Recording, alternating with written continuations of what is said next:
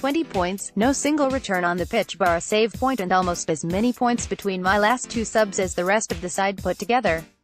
This was, frankly, appalling, and there's very little else I can say, except sorry. Please, bask in the hopelessness of this. Plenty of sides on DGWs this week, which has informed much of my thinking as I pick the team. However, that's not to say I've ignored one or two players with just one favourable fixture, but I am assuming most seasoned FPL players would have arranged their team to the point where they've likely got 14/15ths on a double and are calling in the bench boost chip. Goalkeepers: well, I can't see Brighton scoring against Spurs. City might, despite their recent run of losses, so although I've picked Lloris, he's having to make do with a spot on the bench. Schmeichel is the man in the lineup, with a trip to Turf Moor before a home game with Southampton in midweek. I like these two games for Leicester, even though Burnley have been on a hot streak lately. Defenders: despite last week's travesty, Chilwell remains thanks to the decent Leicester fixtures detailed above. Also in is Aurier, who I fancy to start for Spurs given that Trippier is better and the FA Cup is more important to the club. Their semi-final follows next weekend. Smalling also gets the nod with Nice-looking games against West Brom and Bournemouth, while Christensen is in for Chelsea, who have two away games with Southampton and Burnley to contend with. In somewhat contradictory move, Tarkowski completes my defense because of his pair of games, and basically I'm hoping for a whole load of 0-0s between all the sides on doubles. Midfielders: except I'm not, because I'm sticking with Hazard as captain this week.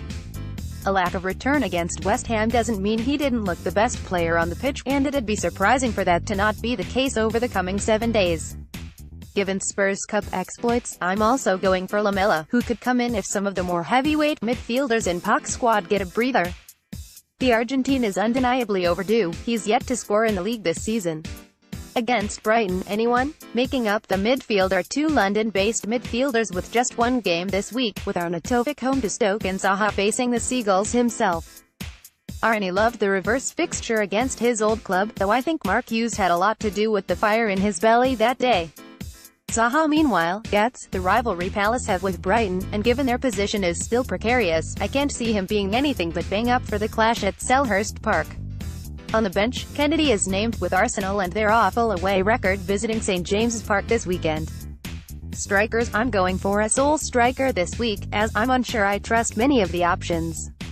Wood is that man, and if he scores it'll be bad news for my defense, but screw it, this is the Differentials team and things are done slightly differently around here, funnily enough.